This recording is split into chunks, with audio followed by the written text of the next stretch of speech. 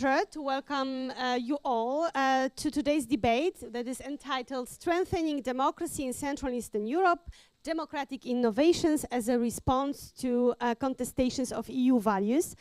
I should say that this debate is organized within the framework of the Jean Monnet Policy Network, as you can see here on the slide, ValEUs, Research and Education Network on Contestations to EU Foreign Policy. This is a research initiative funded by the European Commission under the Erasmus program. The network brings together 20 partners, institutions from 70 countries, across 5 continents, and seeks to explore how the European Union can remain true to its foundational values. And these are human dignity, freedom, equality, solidarity, democracy, and the rule of law in this rapidly changing global and regional context. As a part of the broader effort, this project examines both external and internal contestations of EU values, including challenges related to migration, enlargement, the rule of law, and the growing polarization within European societies. I should introduce myself. My name is Paulina Pospieszna, and I'm associate professor at the Faculty of Political Science and Journalism at Mickiewicz University in Poznań, where I also lead the Democratic Innovations Research Group. It is a real honor to moderate today's discussion with such distinguished guests representing civil society, non-governmental sector, but also institutions, organizations responsible for supporting civil society actors and initiatives. And let me introduce them according to the alphabetical order. Adela Gąsiorowska from National Freedom Institute in Warsaw, in Poland. Then Leanid, Ewa Mackeviča from the Foundation Dialogu in Warsaw. Leanid Marozau, who is expert in the group on youth rights, European Youth Forum. Barłomiej Schmidt from the association Lepsze Miasto, which means better city, from Kraków, Poland. And Magdalena Szczudło from Foundation for the Development of Local Democracy from, this is the organization located in Warsaw, but has also different locations in different parts of in Poland, and she came from Kraków to us.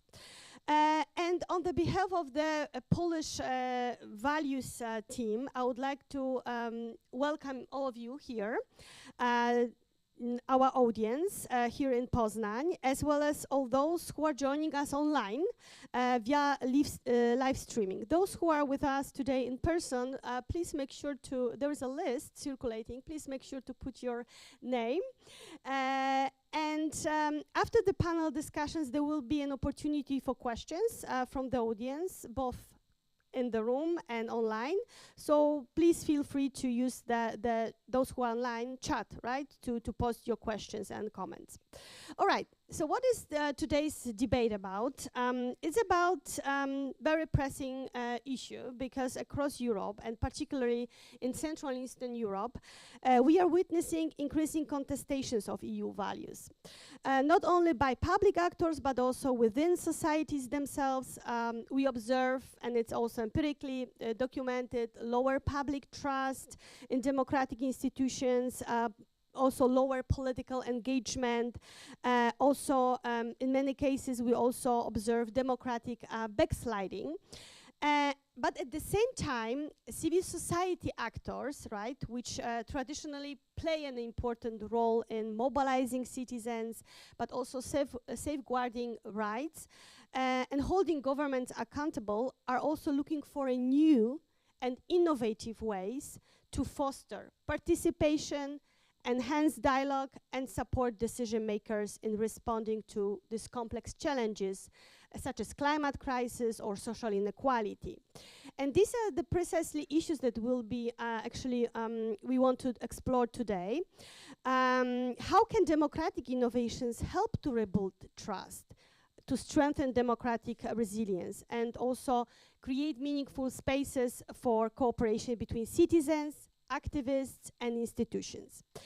And I very much look forward to hearing the insights from our panelists today, and also engaging discussion with all of you.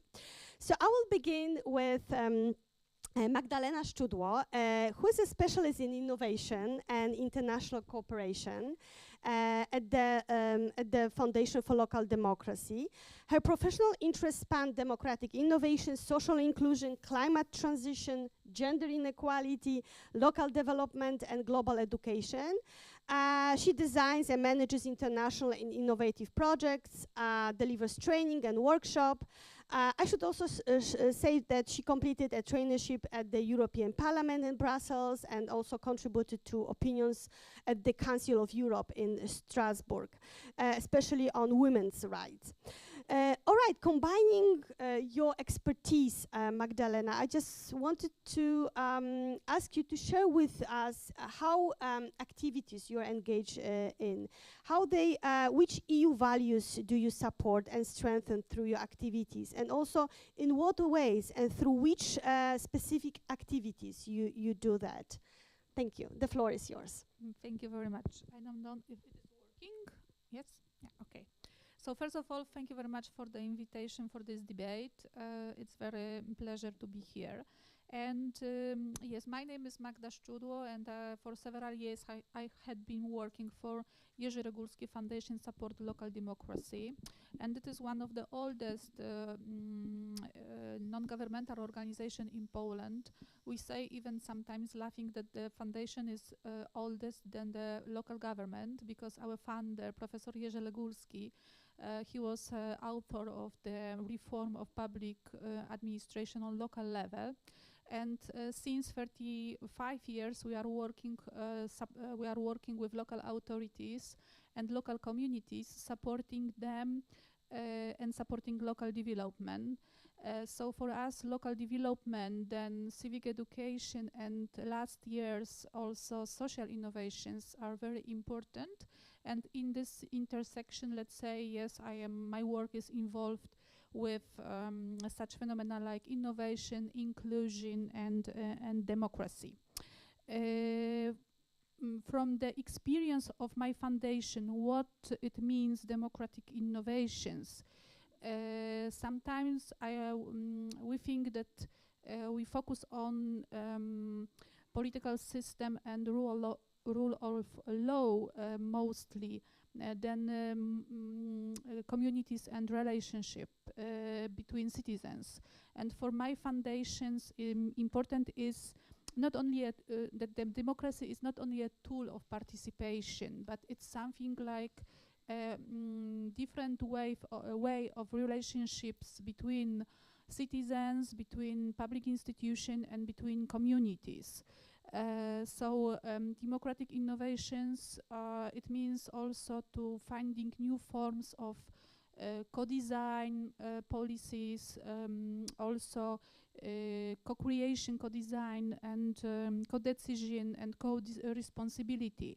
And why it is important? Because Professor Regulski said that democracy becomes locally. So it means that democracy is something what it's born and also can disappear in communities. So working with communities and engage citizens to the process of public policies is very important, because democracy is not just a cold system, not only rules or administration, but it is something important connecting with people who are affected by the policy. So that's why democratic innovations for us is looking for new, more effective ways how to engage effectively people and make citizens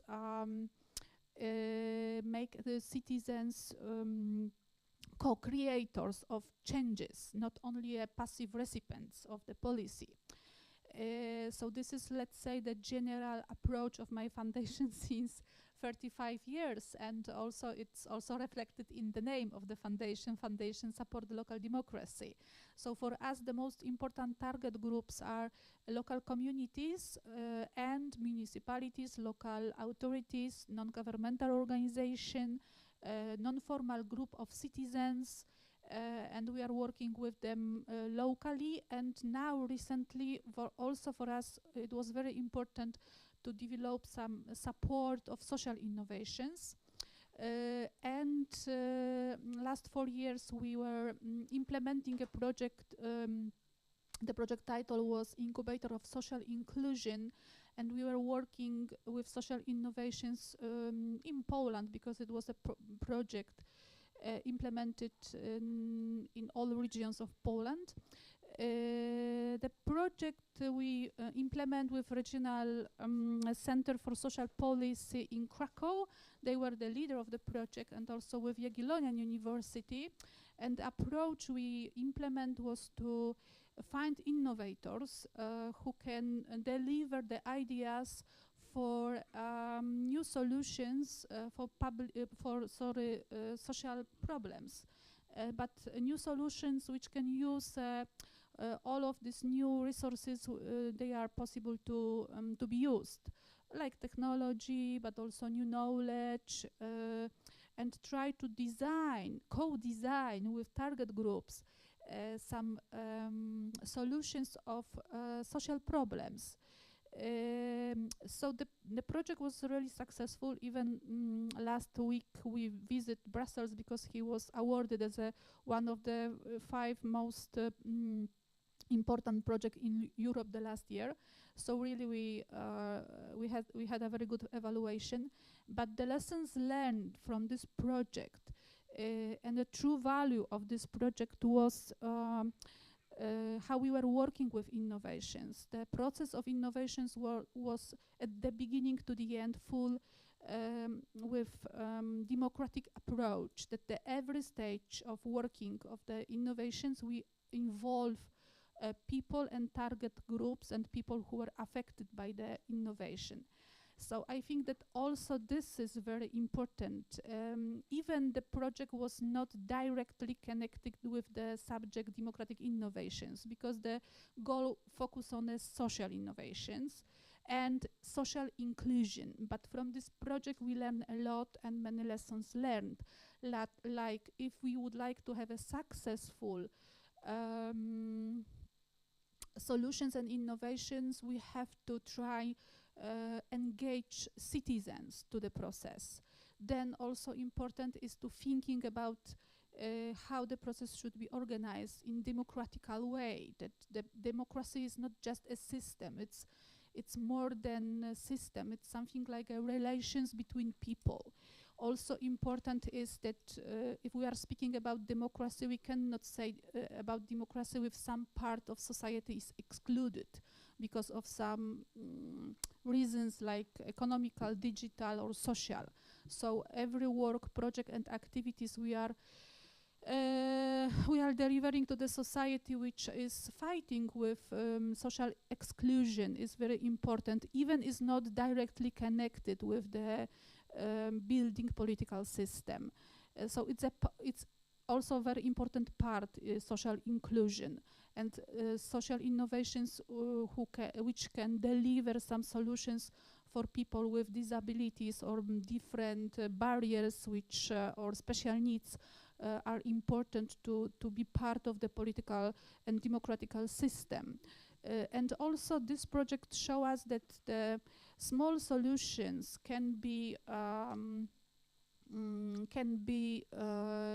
tested on the local way, and we can draw many conclusions which later can improve solutions, which then can inspire a wider policy and wider. From our perspective, it was a social policy, yes. But I believe that this model of innovations can be adapted to the policy, climate policy, education policy, or many others very important. So social innovations also learn us a lot, and we believe that working with people on the local level, with local authorities, with civil society organization, with people in some informal group are very important.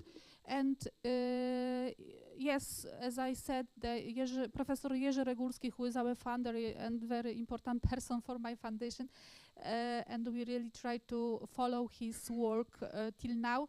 But also, also I would like to make a quotation of another one very important, I think, person for Central Eastern Europe, Václav Havel, and let me make a quotation. Václav Havel said, "Democracy is not a state, but a process, a daily discovery of the meaning of community." So the community is a core key here, and to working with community is important.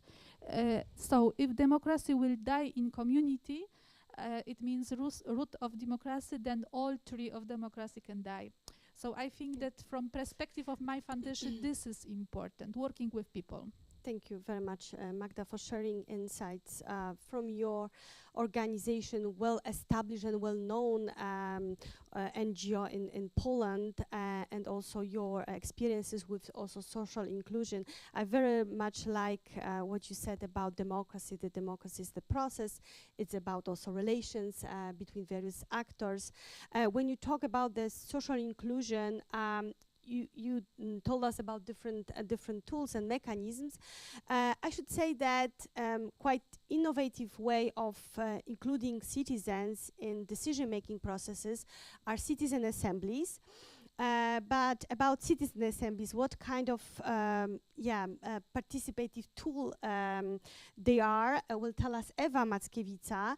Ewa Mackiewicza, let me introduce Ewa. You is a practitioner of participatory and deliberative democracy at Poland's organization Fundacja Pole Dialogu. If we translated it, Field of Dialogue Foundation. She designs, she coordinates and advises civic participation processes with a focus on quality facilitation, transparency and empowerment. What I should say, Ewa coordinated the Poznań Citizen Assembly that took place during pandemic times, and also supported other assemblies in other cities in Poland, Rzeszów, Sopot, and so on. She consulted the Council of Europe, office in Georgia. She also organized citizen assemblies in Georgia, right, in 2 cities, Rustafi and Ozurgeti. Well, I can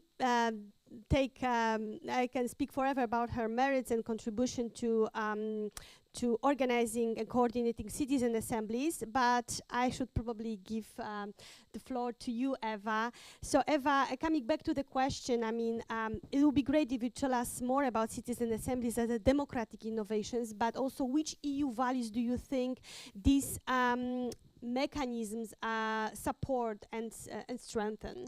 Thank you. Thank you, Paulina, for this warm introduction. I would have to start in a different way, because last time I was here in this building was 5 years ago, and I was a student, actually. I studied international relations. Are there any international relations students here with us now? Wow, most of you. I'm so happy to see that. It's super interesting. It's super stressful to me, because I see some of the people that led classes with me actually here. I know that there's Dr. Rafał Wiśniewski. I loved his lessons. And I also see Dr. Adam Jaskulski. So this is a huge experience for me. But yeah, since I came out of this this building, I've been doing mostly participation, and I saw a way to kind of make my work important to me. And what I do mostly is I design and conduct citizens' assemblies, as Paulina mentioned. But what are citizens' assemblies? It is most likely that maybe none of you have heard. Has anyone heard of citizens' assemblies? Have you maybe been speaking about it here in the department? No, faculty. I see that, no, okay. So basically, you might have heard about Athenian democracy. This is a concept that we sometimes come back to when we imagine what our ideal democracies might look like. And sometimes we have this idea that, well, things were already figured out back then, and we just have to rediscover what it can be today. So Athenian democracies were far from perfect. They were very limited. It was mostly grown men who were supposed to be citizens. Women were not included. Most of the population of the cities were not included. But those who were included actually made decisions in a very democratic way. Like there were bodies who were making decisions on behalf of everyone, but not necessarily in a way that we do right now. Some of the bodies were also randomly selected. And these citizens' assemblies that I do also rely on random selection, but instead of just including a small group, they try to include as wide a variety of perspectives as possible. What they try to do is mirror the microcosm of the society, of the city, for example, to invite them in the room to discuss about the topic at hand and to make valuable decisions. And this idea kind of relies on this belief that first, democracy is for everyone. Second, that everyone has their own perspective. And third, that electoral democracy does not always give us the variety of perspectives that is necessary to make decisions on behalf of all of us. Like you might feel like politicians in Poland or in your countries at the moment are not necessarily representing your perspectives. They do not know, haven't walked in your shoes. Citizens' assemblies are a way to kind of leave space to also include people who would not necessarily become politicians or would not be heard in the national or city context, just because their voices aren't included enough. So that is a very broad overview of what citizens' assemblies are as an idea.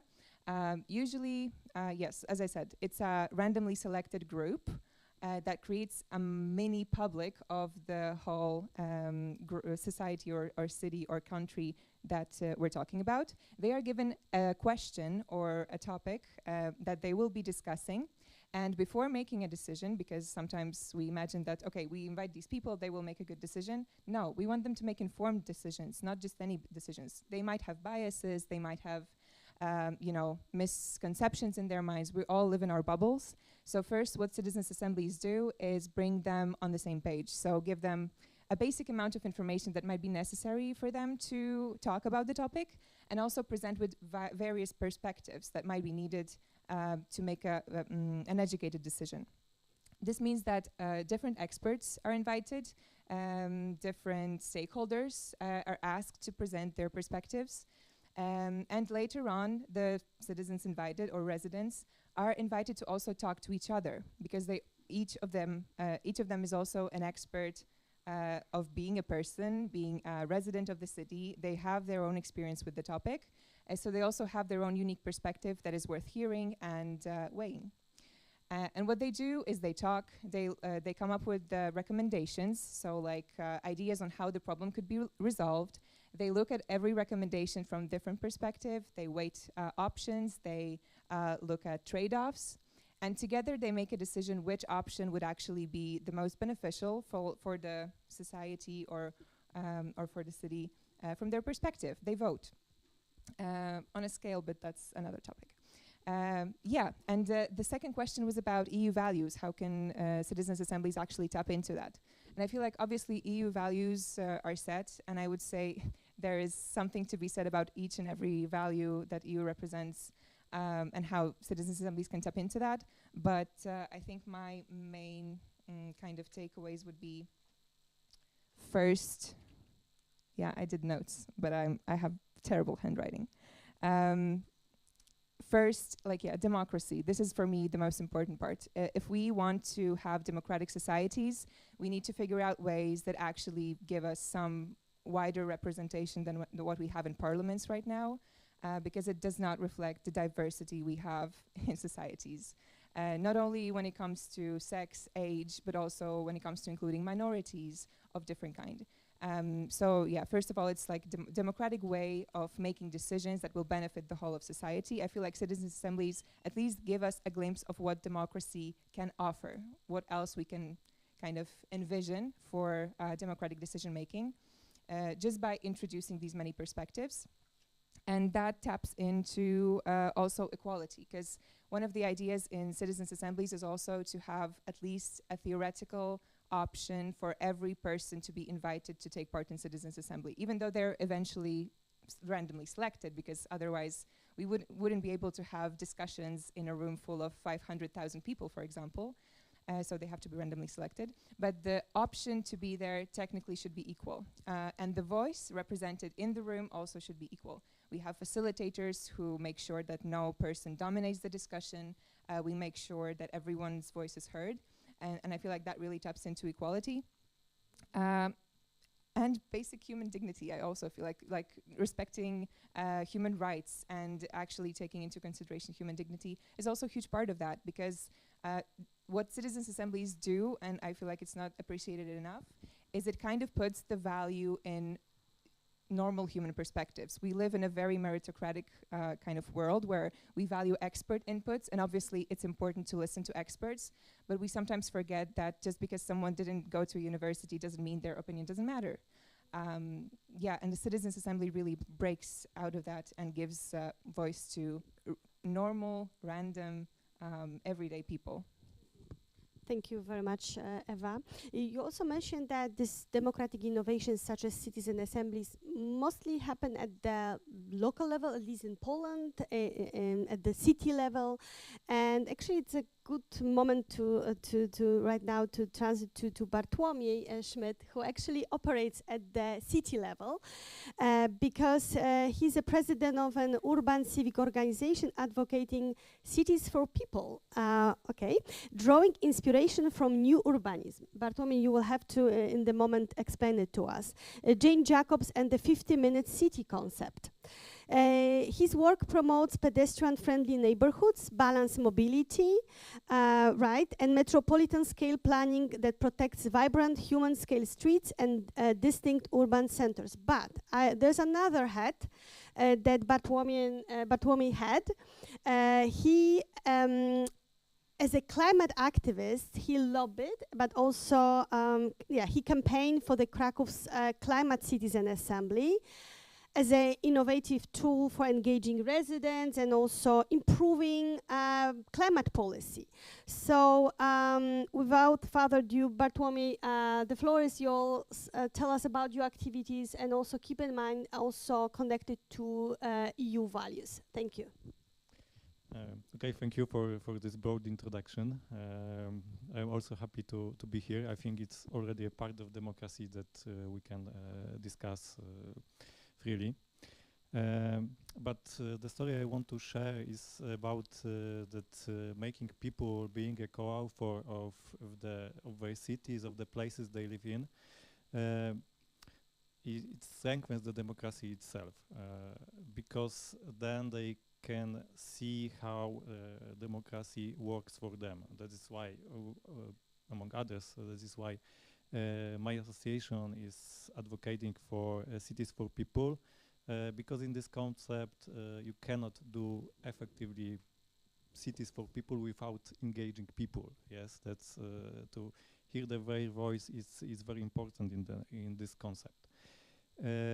And that is why also my association involved in the Kraków Climate Citizens Assembly.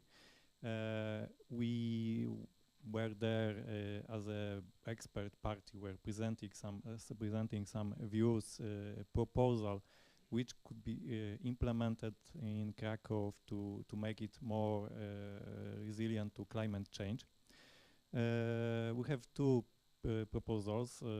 One of them was 15-minute city, that it should be included in the planning process, in the planning decisions regarding the space in Kraków. 15-minute city concept is first of all about making the neighborhood citizens friendly, in that way that we do not have to travel to the other side of the city to be able to work, to entertain, to educate, to do shopping and things like that. So city should be planned in more compact way, but also to include all the needs people need, also the greenery and things like that. The second thing, our proposal was implementing renewable energy cooperatives in the cities and in Kraków. Then it was quite a difficult thing because there was no proper law regulations in Poland. So one of the issues raised by us is that city of Kraków should also engage in the more nationwide process of making pressure on the central government to make the law changes, and that happened. So I think that in some way this is a good example of the bottom-up process of making the change. So very democratic. So it's part of the democracy.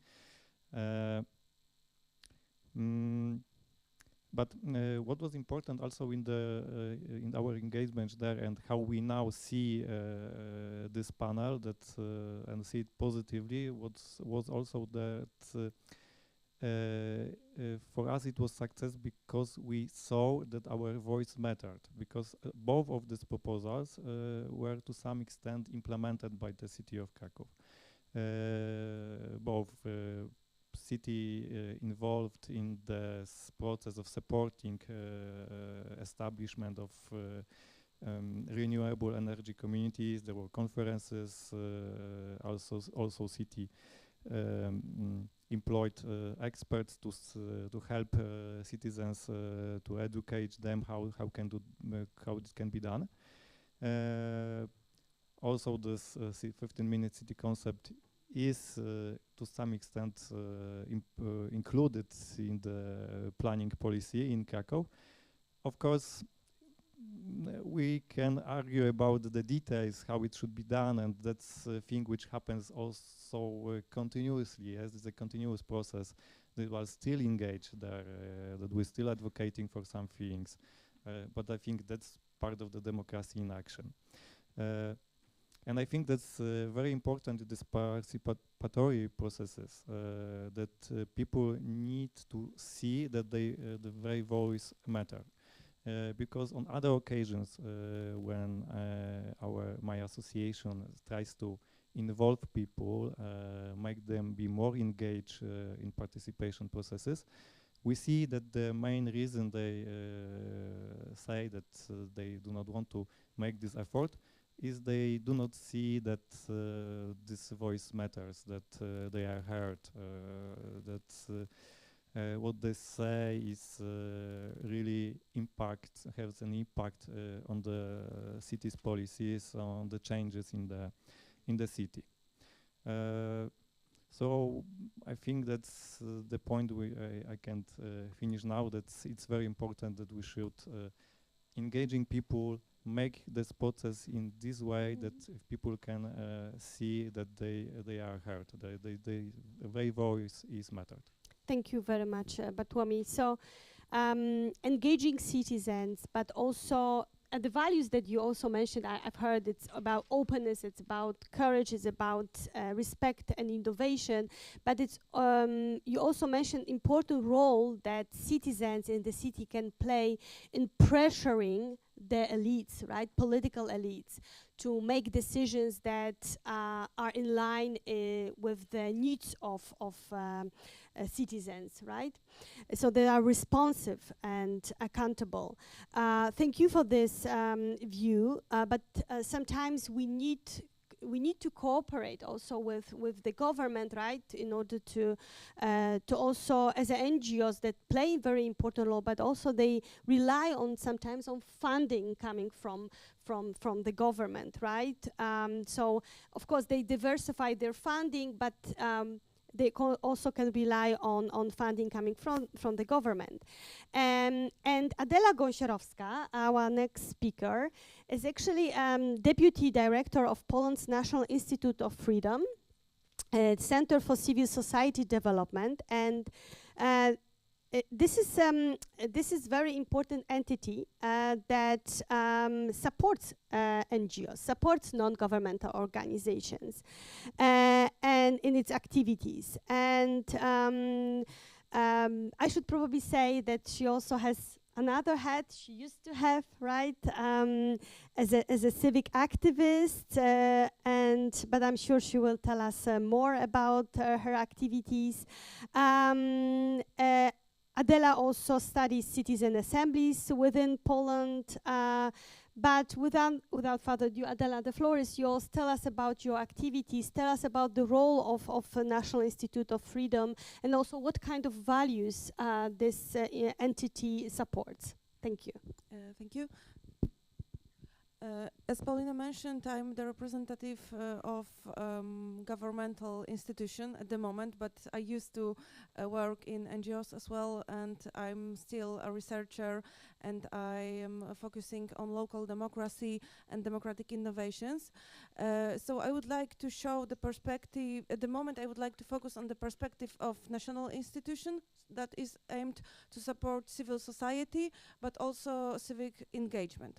And as my prolocutor said, the important part of citizen participation and also promoting European values is the activity of local government and the cooperation between local government and civil society organizations. So I would like to make a step backwards. My prolocutors there are representatives of civil society organizations, and they explained a little bit how they engage in promoting democracy and other European values. But we, as national institutions, we are supposed to support them, support NGOs in conducting such activities. And maybe I would like to start from explaining why civil society organization can contribute to supporting and promoting common good. Maybe it's a little bit unintuitive, but not all associations, not all organizations that are part of civil society have to work in favor of common good. The goals of civil society organizations can be very diverse, and realization of freedom of association is primarily goal of their existence, but they can, and in majority of cases, they also work in the favor of common good, and they conduct so-called public benefit activity, which means that they act in the points that are also in the interest of the state, which includes also realization of EU values such as promoting democracy, human rights, or inclusion of minorities. And as it was already mentioned, there are many forms of public activity in which civil society organizations can participate, and there are two main areas. First is advocacy activities, in which organizations, they represent the interests of their members or their beneficiaries, and they are actors, stakeholders in the process of decision making, and they act in favor of these groups that they are representing. But there are the civil society organizations, they are also active actors in the field of citizen participation, and in this whole map of participatory process, they not only work as stakeholders, but they are frequently also organizers and hosts of these events, which was already mentioned. And normally they can be supported by local government. For example, it's a common practice in Poland that local governments are hiring civil society organizations to conduct, for example, citizens' assemblies or other participatory process. But it's not a practice that is present in all of the governments and which can be applied to all of the forms of citizen participation. In particular, there are some problems like the fact that some of the participatory process are very innovative, experimental, and maybe not present in the local government's agenda. Sometimes their scale is not local, but for example, regional or even national, and thus they can be supported by a local government directly.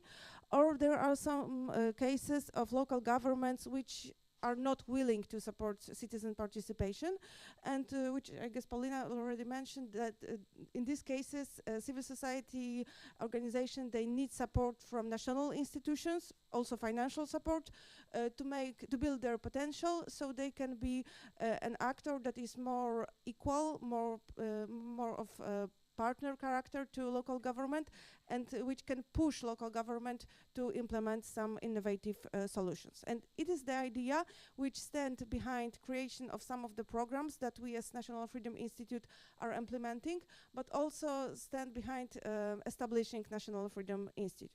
So as the institute, we are responsible for conducting governmental programs which are aimed to support civil society organizations and civic engagement. And one of the main programs that we are conducting is FIO, which can be translated to English like Fund of Citizen Initiatives, and which one of the priority that is included in this program is to support presence of civil society organizations in public life. Also, it includes some participatory process that are conducted by civil society organization, or which include civil society organizations as stakeholders. And what is important is that this priority, which concentrate on participation in public life, that it also promotes not just accidental process, but also permanent solutions that can be also some frameworks which can be applied in other local governments. So the idea is that these projects that are supported by us as National Freedom Institutes, they should not only be applicable in one government, in one local government in which our beneficiary operates, but should be also scalable, transferable to other local governments, in the idea that that these solutions should be more of systemic character. And within this program, we support very diverse types of citizen participation activities, not only those processes that involve directly civil society organization, but also the kinds of activities that were already mentioned, like citizens' assemblies and other innovative forms of citizen participation, and also some permanent institutional processes that are already institutionalized in Polish law, in Polish local government, such as women councils, youth councils, senior councils, and other participatory processes that are aimed to engage various social groups in public decision making. And to conclude this whole speech, I think that it's very hard to assess to which extent this process indeed result in the impact on public policies, and to which extent the recommendations of these processes are implemented by local authorities. I think that the people who work in the field of democratic innovations, either as practitioners or researchers, know how hard it is to assess their impact. However, we are trying to assess it not only by establishing some results that organizations are supposed to achieve, because we know that it would be hard to them to, it wouldn't be fair to make them responsible for achieving this impact results, because it doesn't depend only on them, but also on the local authorities. So we also conduct some research in this matter. For example, last year we conducted a big national study on senior councils, and now we are also planning to conduct a similar study on youth councils, and maybe we will see some interesting findings. Thank you very much, Adela. Thank you very much for telling us how National Institute of Freedom is supporting Polish NGOs. So this cooperation in democracies between NGOs and government is possible, but in other contexts, authoritarian contexts, it is not possible, because NGOs are usually repressed or they're governmentally organized organizations, and I'm transitioning now to Leanid, who actually knows a lot about such a context. And let me introduce Leanid. He's a Belarusian human rights lawyer and youth rights expert. He has been member of the youth right group of the European Youth Forum since 2019. He authored reports on youth rights. He shared with me, I have it on my shelf, also such a report. But he also worked as an activist in authoritarian context, and he knows what it means to be repressed, to be discriminated, and when you fight for your rights. When you fight for democratic values. Because of his activity, I should probably say that he was forced into exile in 2021. Leanid, please share with us your work, your expertise, and also your and how you also, through your work, you support EU values. Thank you. Yep, thank you very much. On the end, probably my story will not so inspire you than my colleagues explain how it's going well. And I'm super surprised when you said local government will hire local activists to take some or to give some advice. That looks amazing, actually. I'm currently from Belarus. And thank you for Paulina for introduction. Right now, I'm a political refugee here in Poland, and thank for that for a country who is Polish here. And what's interesting probably also because in those parts of the world like Belarus, I don't know, Russia, another country, we lived already more than 30 years in those situations when we don't know or do not understand what is European values actually. I mean, we cannot catch it or feel it. And for sure, when we go to European Union like us, and it's not probably it's not a secret for you right now, is that you are more than happy persons who live in Poland, in democratic countries, and in one of the best university also in Poznań, and you can use this opportunity. I mean, actually, I already for 3 years here teaching my classes, and some of times I ask you, what do you want to do after university? In only a couple of you send me your CV and said, okay, I need your help or ask for some advice where to go. And we can see here Eva, who already finished this university and already has experience. And every time it's good to ask people or teachers, look to your professors who is more than active. Just go and ask them, please give an advice, or if you have innovations. Usually, me personally was a student like you, and used to be a fear also to ask some questions and how it works.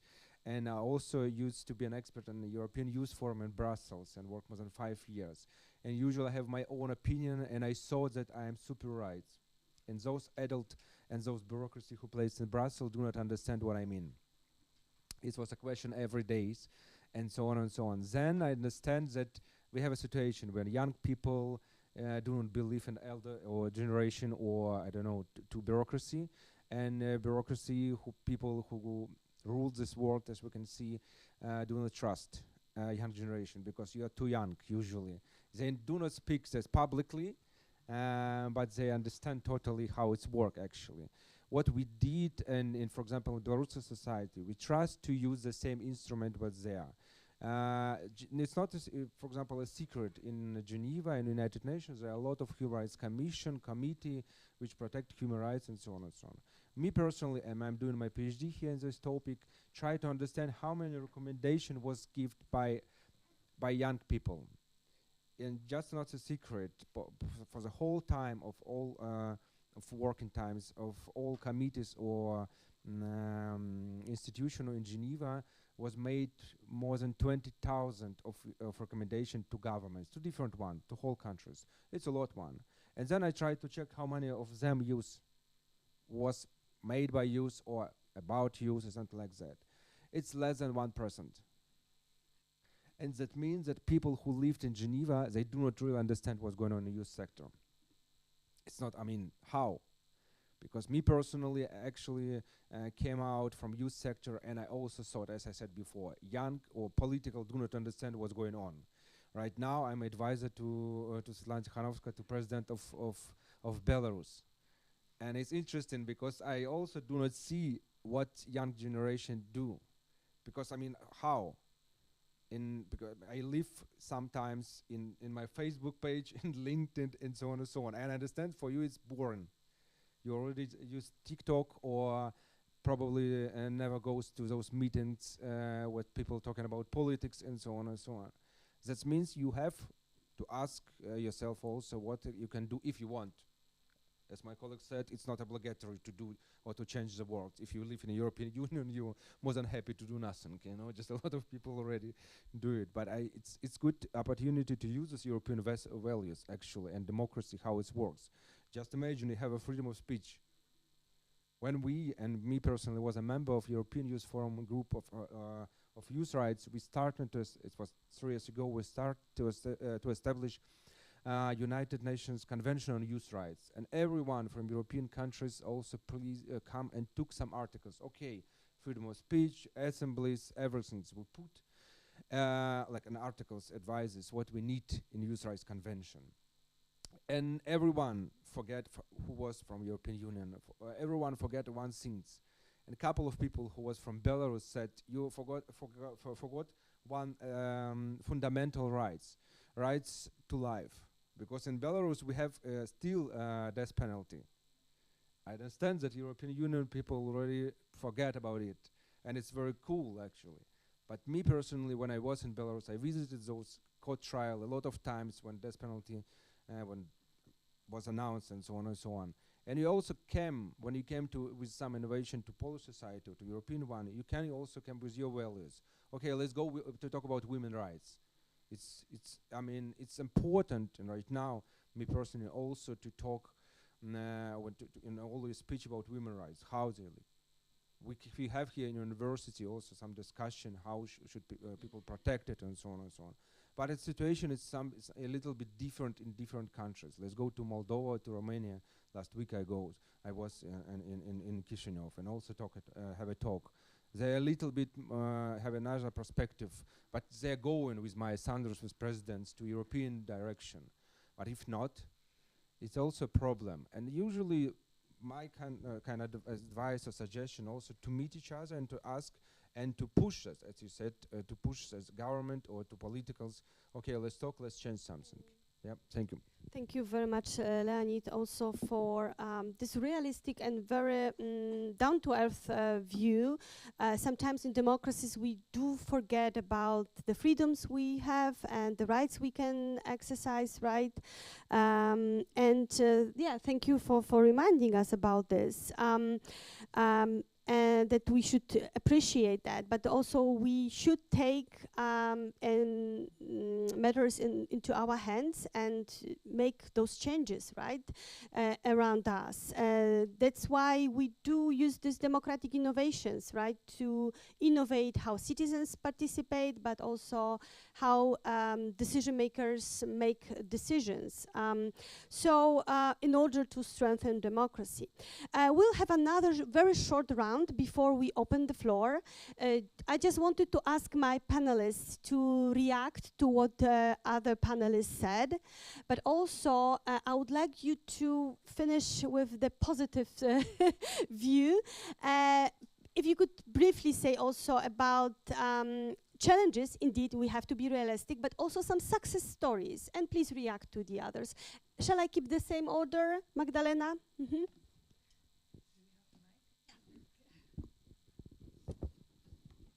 Yes, thank you very much. Well, about the comment to my interlocutor, I'm very happy what Deputy Director Adela Gąsiorowska said about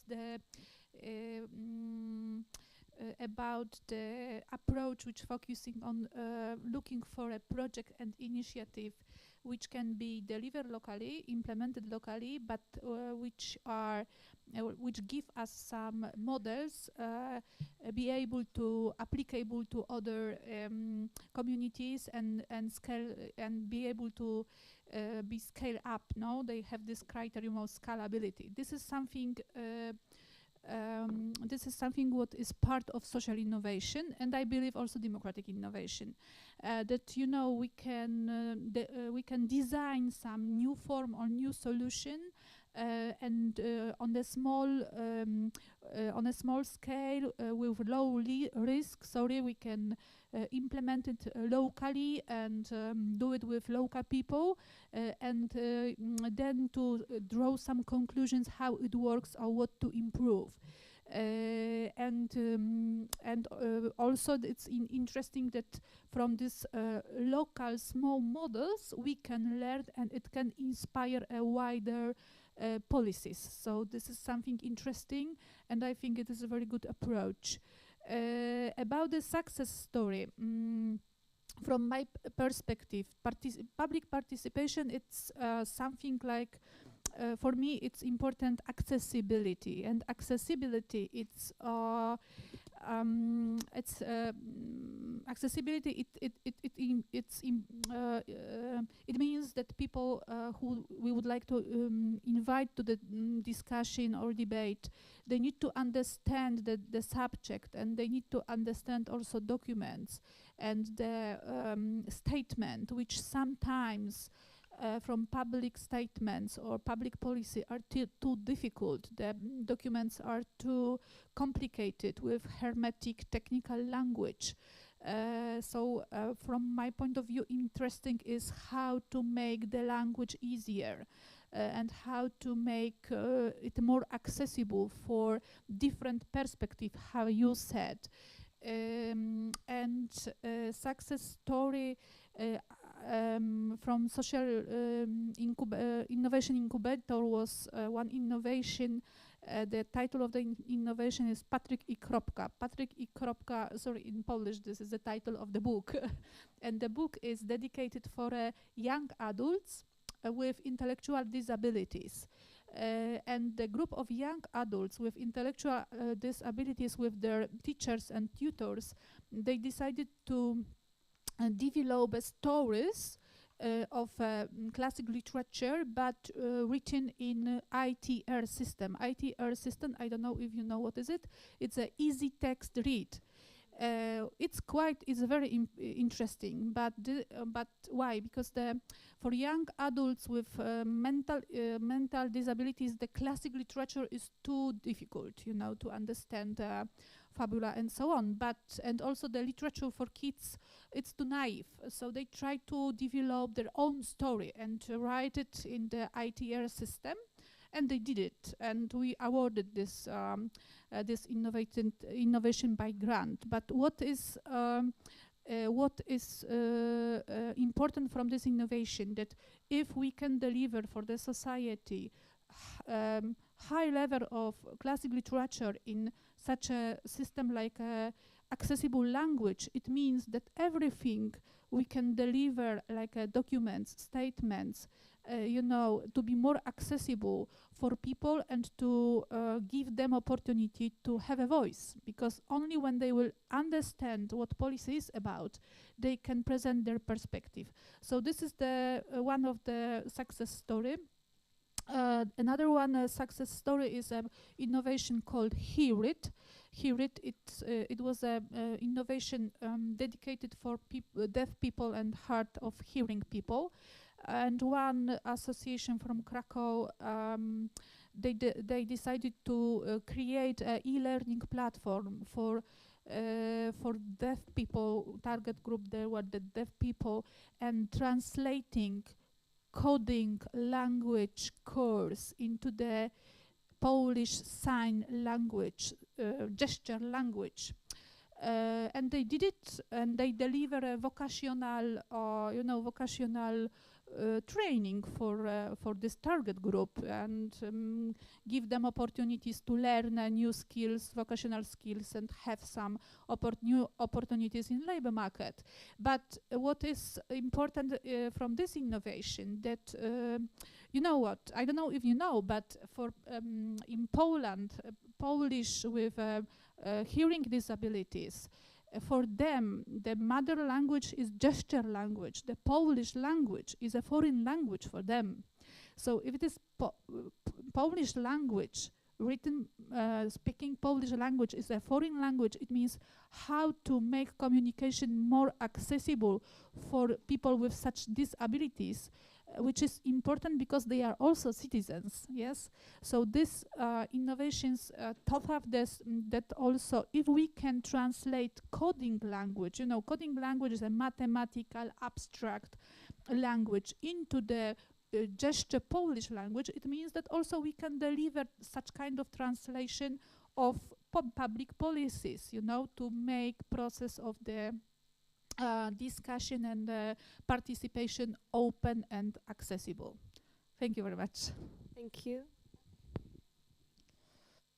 Okay, so a lot was said, and it's hard to choose just one thing, but if I was to focus on inspirations, I would say that models where citizens are engaged in decision-making do exist. It's not just a fantasy that I'm just like theorizing about. In Poland, we've had like 13 or 14 citizens' assemblies, maybe more. I'm not like super sure. Paulina probably knows better. They do happen all around the world, not only in Europe. Like South America is a huge example. They also happen in African countries more and more. Obviously, the Northern America also is involved. So the thing is spreading, and I'm really kind of inviting you to catch the wave, the deliberative wave, and see how it can inspire your practice. So yeah, that's happening. Not only on a local level, on a city level, they do also happen on national. We've had 2 Polish national citizens' assemblies, and they are even happening on European levels. We are right now in the middle of a citizens' assembly for youth that is trying to kind of address the issue of pollinators and how we can stop their decline because they're super crucial for our biodiversity. So yeah, there are many levels in which they can happen, and also there have been tries in institutionalizing them, so making them happen more, happen regularly, and actually influence policy making, which is actually what we want them to do. So in German-speaking Belgian region, we have an institutionalized citizens' assembly. In Brussels, there is one that is not currently active, but it does exist. I think there is also one in Paris. So we have those examples of how they can be strictly connected to policy-making cycles, policy-making structure. But Polish examples are also really nice. If you look at Poznań Citizens Assembly, they actually impacted some of the policies. The municipality actually, 2 years after the assembly happened, they published a report saying which recommendations were implemented by which department and how, and if not, why. And this is a huge thing. This actually starts a dialogue, a discussion. And I feel like that's what we actually really, really need in democracies. To make people feel like they do have influence. Because what I really liked about what you said, you mentioned that democracy is procedures and laws, and that is all super true.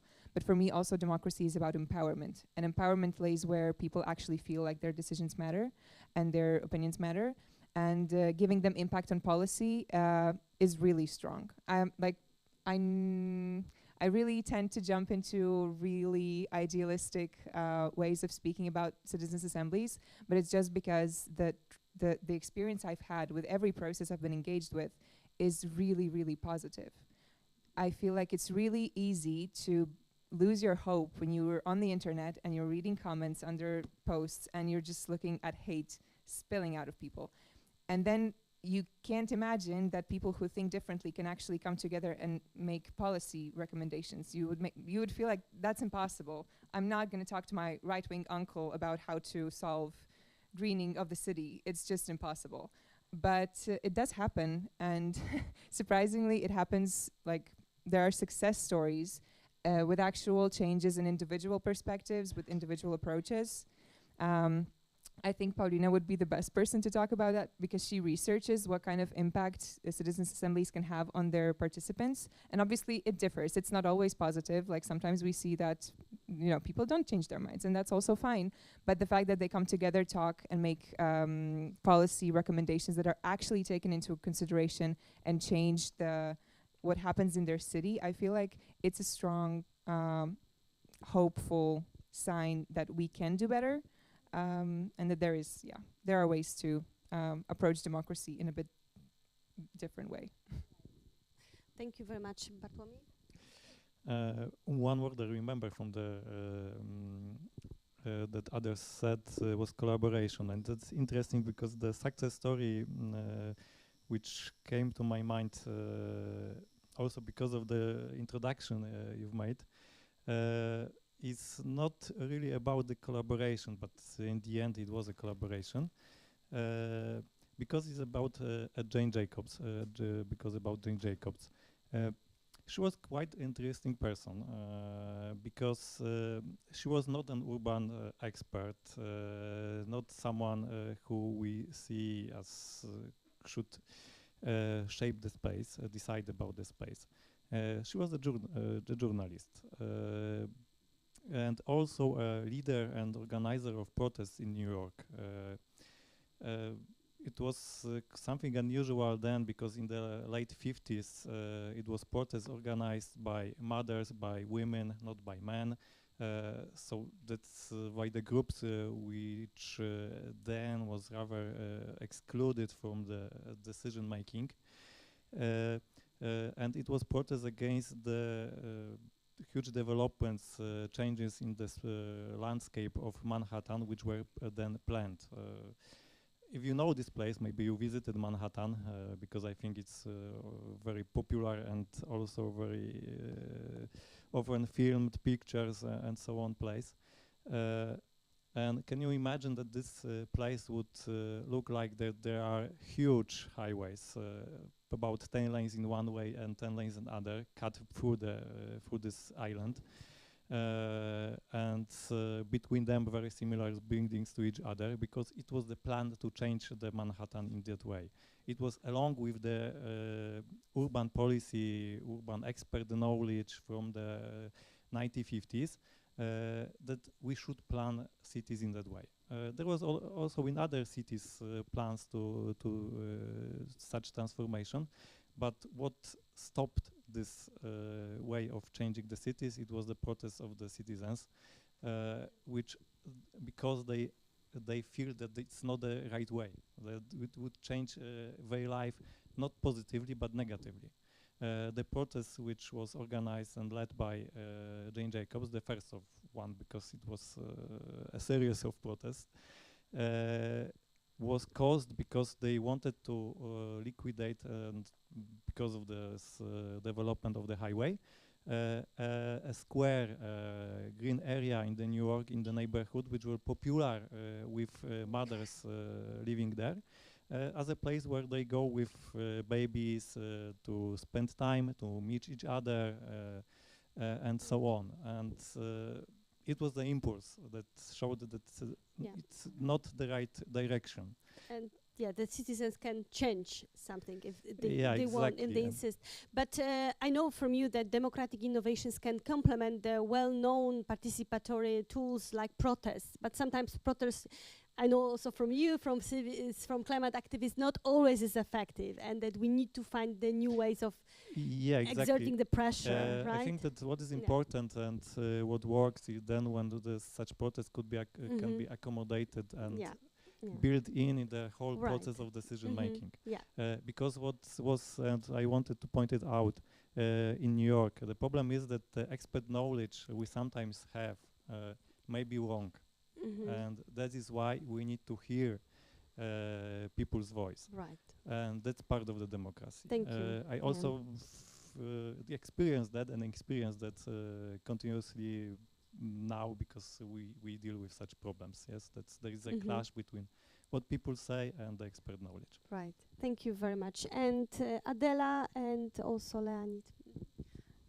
I got inspired by you and what you said about empowerment and inclusion of people, also people with disabilities.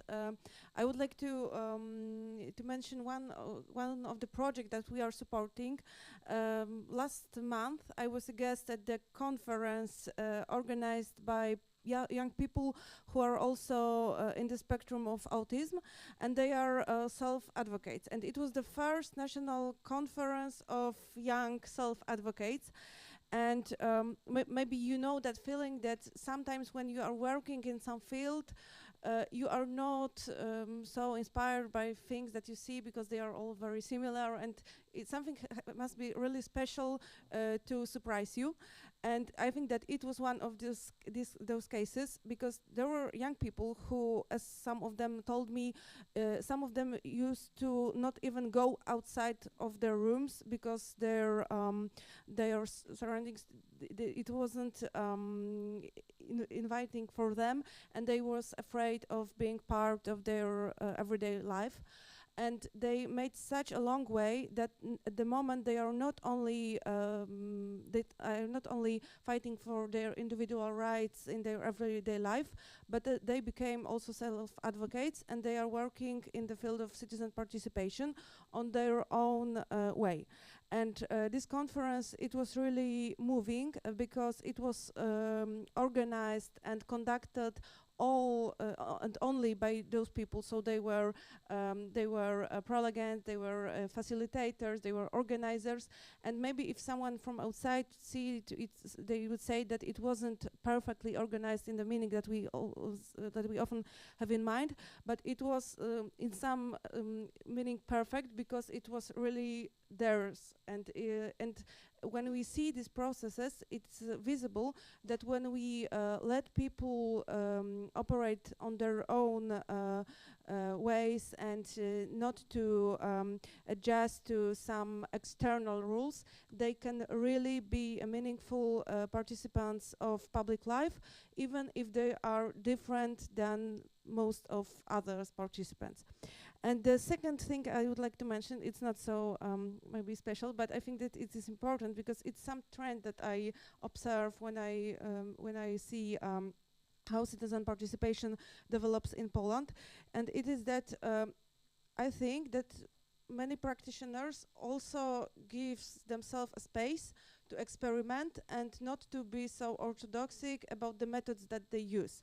Because, for example, when you talk about citizen assemblies, there is a group of practitioners who think that everything must be done exactly by a specific method. But I think that when we are talking about innovation, we must give ourselves a space to experiment, also to fail sometimes, but to practice it and not only be that orthodoxical with some method. And I think that also on the side of some legal changes, it is also a trend. I hope that it will continue to decentralize the policies and to deregulate them. For example, in the field of citizen budgeting, there is now initiative to deregulate it and to let local governments to regulate their own participatory budgets in their own way. But also, I know that from the field of civil society organizations, including yours, I guess, there started a movement to make a systematic reform of local government in order to give local governments more competence than they have at the moment, and to give to make a democratic reform also of local government in order to be more participatory, democratic, and engaging. Positive. It's a challenge, actually. But yeah, when we talk about positive changes, I already mentioned some ways how we fight for youth rights. What we made, we use United Nations system. We goes to Human Rights Council, and me personally and my colleague from youth organizations go through the whole Belarus and find some recommendation to the government. We made those report in legal way and then send it to United Nations and then present to Minister of Foreign Affairs. It's small tips also to you probably when you're from those countries like Belarus. Sometimes your government and your authorities don't want to speak you in Warsaw or in your capital. But when you're in Geneva or an international arena, you're a representative of Minister of Foreign Affairs, more than friendly to talk with you and ask you what we need to change. That's also a good opportunity to use instruments to go somewhere. That was good, actually. When those document was accepted, some of those recommendations was also accepted, actually in practice way, and it's interesting. Most of them was on undiscrimination level. After that, almost all Belarusian NGO also accept anti-discrimination and general policy. We talk a lot of times about it, but my position, we need like everyday talks, because When we talk about women rights, I mean, it's not something that we one time declares and forget it. We need to work this. And NGO is the same space as the right place where to show it and how to do and how it should be respected by also European values. Thank you.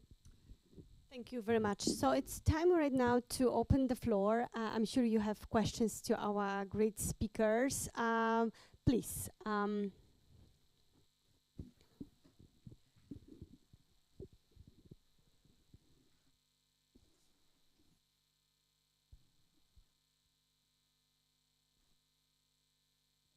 I would like to ask Ms. Eva about the citizens' assemblies, but I'm very curious, how do you select people?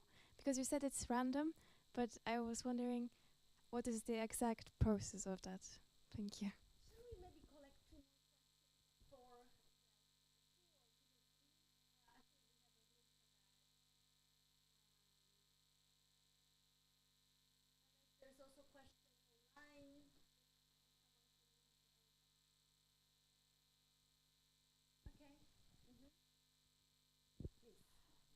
Hello, this is a question for every speaker. How do you see a positive change, for example, in next 5 years of this project?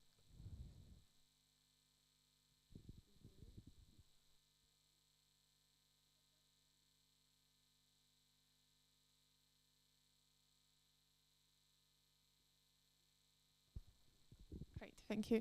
I have a question for Leanid. I wanted to ask about what strategies do you see for creating or developing civil society in an authoritarian context, and also maybe in exile, working with the diaspora?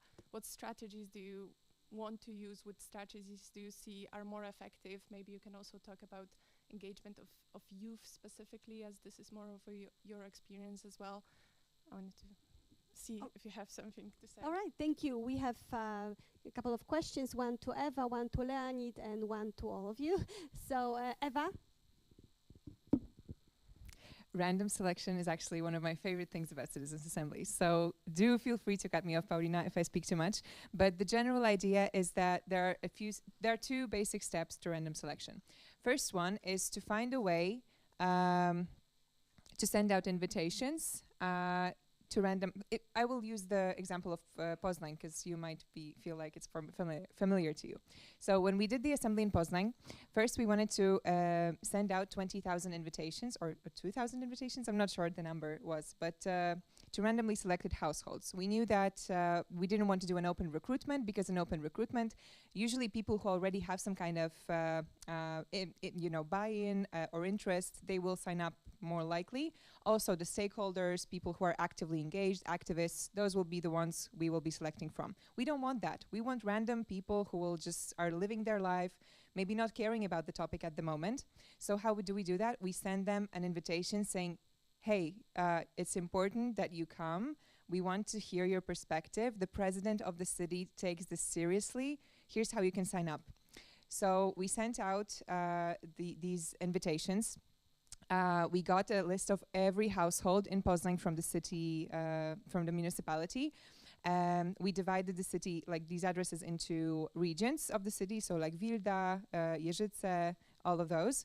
And we proportionally sent out a portion of invitations to each of these regions, looking at how many people live there.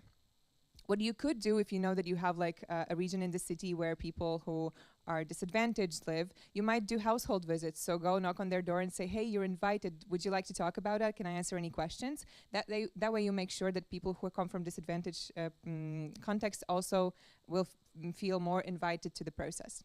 And then once the people who receive letter, they have to sign up, they have to give us their name, surname, contact information, and their demographic data. So tell us their gender, their age, their education level, where in the city they live. And sometimes we pick another question which might be relevant for the topic. In Poznań, it was a climate assembly, so we asked, how worried are you about climate change?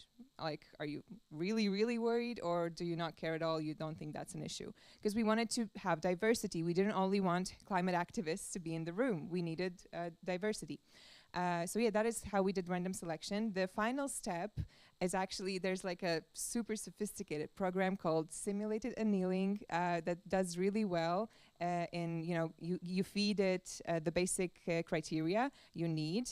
You create an ideal composition of the assembly that reflects the cities. And this program gives you the randomly selected sample, but there are also other ways, but I can't talk about that right now. You're becoming too technical. I have to cut you off. Okay, thank you. Thank you. There was a question to Leanid. Leanid, please. Yeah, thank you very much. I try to be also short. And a strategy how to survive, probably, I don't know, because I mean, honestly, don't know, because me personally in Belarus has a criminal case for 6.5 years, so I can be detained and like waiting for prison. So for next 6 years, probably I will stay in Poland. And when we talk about seriously in political or youth rights way, first moment, what I said usually when I met with someone, to save each other, just to survive, because we are living, as you can see, in so unstable world, and for sure right now war in Ukraine and a lot of stuff and so on and so on. Second moment, you have to care about yourself. But I mean, when you live here in Poland, nobody will care about you. Or I mean, I'm talking about when you're citizens of Belarus.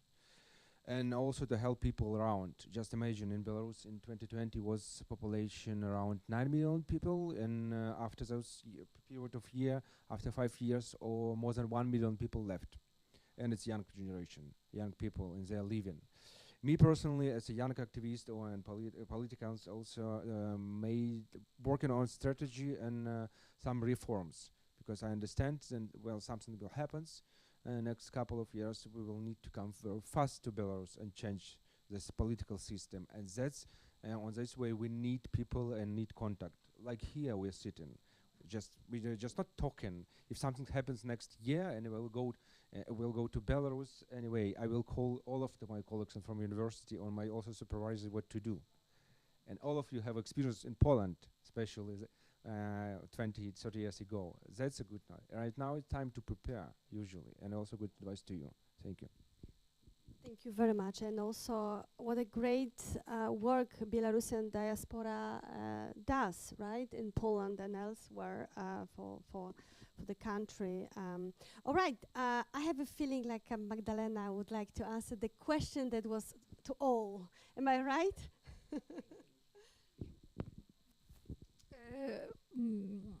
I hope I understand well the question. It was the question was, what is the positive perspective in 5 years beside the projects? Yes.